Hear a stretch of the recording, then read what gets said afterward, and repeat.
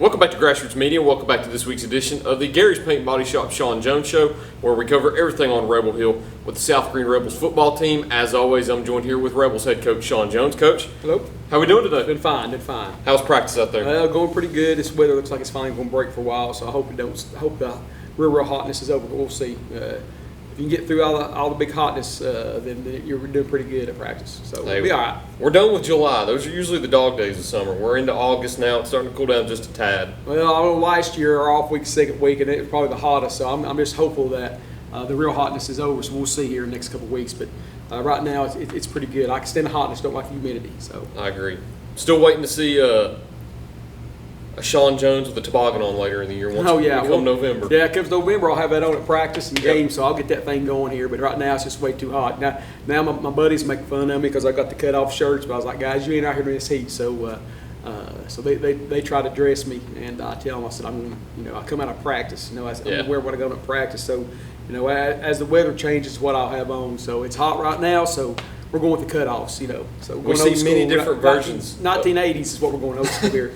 We see many different versions of Shawn Jones through the year. We see cut-off sleeveless Shawn Jones. We see shoeless Shawn Jones. We see toboggan Shawn. We see many different kinds, but we always see football coach Shawn Jones, and that's something that I know you take pride in, and that's something you enjoy doing. And we've got some, 7-on-7s and scrimmages we can talk about. We've got some preseason activities. I know we sat down and talked Friday. You were going up to Gatlinburg to do some scrimmages. I heard you saw some great moments in those scrimmages, so talk to me about what you saw up there on Friday. Well, we come out, we tied 0-0, but we did some good things, especially defense. We was moving to the ball, flying to the football. We had a big fumble on our stud running back and caused a fumble there, so we felt really good on that side of the ball. Offense, we moved the ball, but then we kind of had some drives stall out. But the thing about it is when you're scrimmaging, you're trying to work on stuff for the season, not necessarily game situation. So that's a little bit crazy in scrimmages where I was watching the NFL the other day. They're going for a fourth down about every time because you're working on stuff because you really don't care if you win or lose. So that's one thing about scrimmages. I tell the guys in scrimmages I want to just play physical, play hard, and you come out and you improve each week. And we've had 2 big scrimmages. We felt like we improved from one to the next. So we'll take it and learn and go on.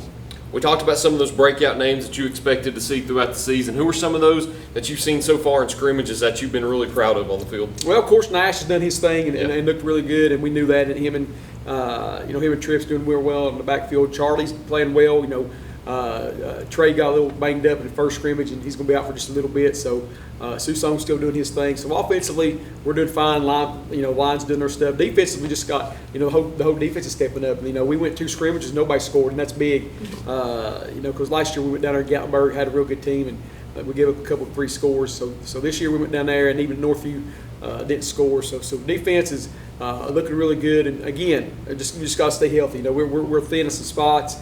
If it may have to start moving some people around if we get some injuries, but we like what we've got right now. We're just going to keep chugging along. I want to touch on this also. We're pre-recording these, so this will come out next week, I guess the day that you're seeing this, but the Jamboree is coming up this Friday. Right. By the time they see this, the Jamboree will already have happened. But I want to talk about the Jamboree a little bit. Down there at West Greene, I think you'll be taking on Cloudland in the first quarter of that game. It's a good night to see some of the competition that you'll see throughout the year. I know West Greene and Hampton are going to be there. Those are 2 opponents that you have in region, and that'll kind of be the first sneak peek that you get at them. And then it'll be the first time that you get to take the field in kind of a game setting against another opponent. So what are you looking forward to when you take the field for the Jamboree on Friday? It's just just a dress rehearsal, how to line up, do different stuff like that. We try not to play the first group a whole lot. Like you see in the NFL, the preseason. We'll go down there and give them a series, maybe 2, depending on how the first series goes. If the first series go really well, we just get them out and just play with the JV the rest of the time. So that's a big thing right there. Again, playing the second bunch helps you build some of that depth that you're looking for. So that's what we look for. Go down there, see everybody, do the competitions. Make a little money, come on home. So everybody gets excited about the Jamboree because everybody knows the next Friday night is when you open it up. So that's what's cool about a Jamboree. Everybody knows it's football time. And that next Friday night will be this Friday night at the time they're watching this. But before we get into this Friday night, we need to go ahead and take a break first. So Before we go ahead and cover the Crockett game, we need to get a few messages on our screen and get a word from our sponsors. So we'll be right back in just a minute here on Grassroots Media. Bayleton Drug Company services the surrounding communities of Bayleton with excellent patient care using a full-line pharmacy, over-the-counter selections, and a convenient drive-thru. When you visit us, you are treated as a neighbor, not a number. It's not just our slogan, but our culture. We're investing in our patients, local schools, and community. For over 5 years now, we have established ourselves as an independently family-run pharmacy that isn't driven by corporate goals. We are driven by what is best for your overall health and wellness. We're conveniently located so you don't have to make the drive. Prescription drugs are just the tip of the iceberg. We also offer natural remedies, essential oils, at-home medical needs such as walkers, rollators, bath accessories, as well as wound care products. And coming soon, basic urgent care services. What makes us better than other drugstores out there? When you frequent Bayleton Drug, you will receive professional, courteous, and friendly service that goes above and beyond any other pharmacy in the area. Remember, you're a neighbor, not a number. At Corner Pond, the friendly and knowledgeable staff has the experience necessary to help you out regardless the need. Have an item of value you'd like to pawn or sell? Corner Pond can help. They pawn numerous items of value, including firearms, tools, ammunition, silver, coins, and much more. When you walk through their doors, you'll find well-stocked shelves full of electronics, gaming systems, fishing and hunting equipment, car audio and accessories. And don't forget about the room full of guitars and basses and amplifiers, or their outside lawn and garden equipment. Corner Pond is a case knife dealer and carries numerous used knives as well. Stop by and let the friendly staff at Corner Pond help you today at 432 East Bernard Avenue, Greenville, Tennessee. Welcome back to Grassroots Media. Welcome back to this week's edition of the Gary's Paint and Body Shop Shawn Jones Show, where we cover everything on Rebel Hill with the South Greene Rebels football team. As always, I'm joined here with head coach Shawn Jones. So week one's upon us. You've got Crockett again this year.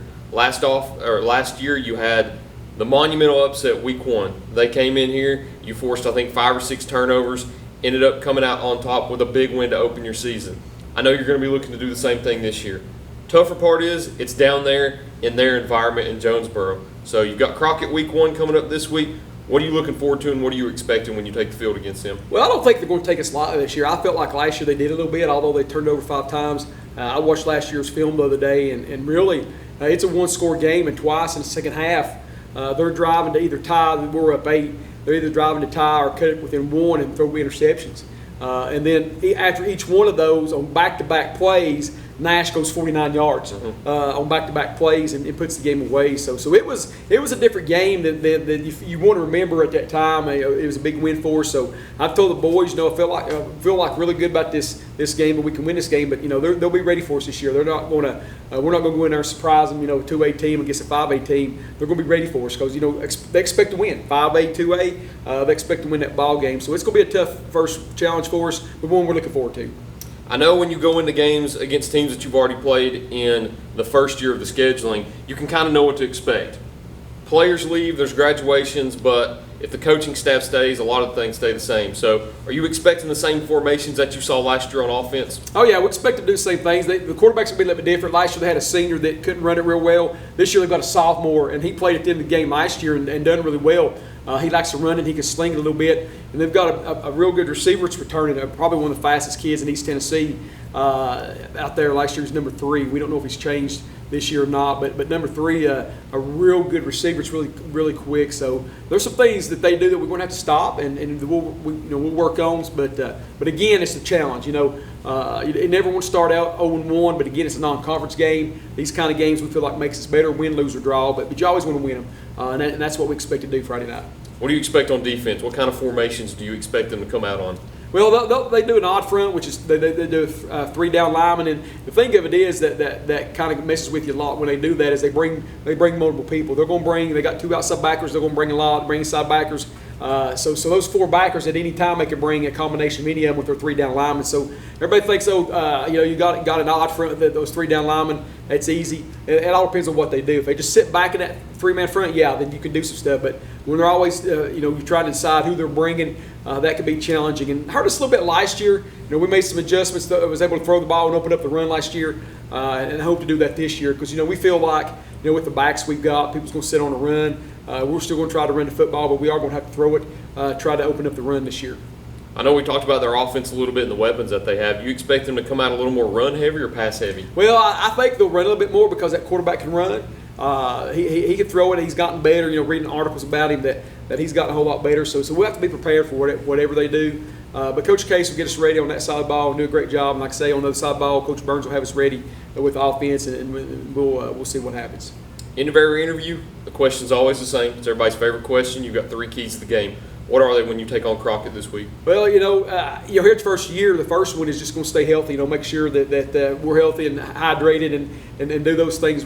Don't turn over the football. And then if they turn it over, we've got to capitalize. Which last year we did, but we didn't on all 5 of them. But so we got to capitalize this year if they're going to give it to us, and then put the ball in the end zone. So that's what we feel like we got to do.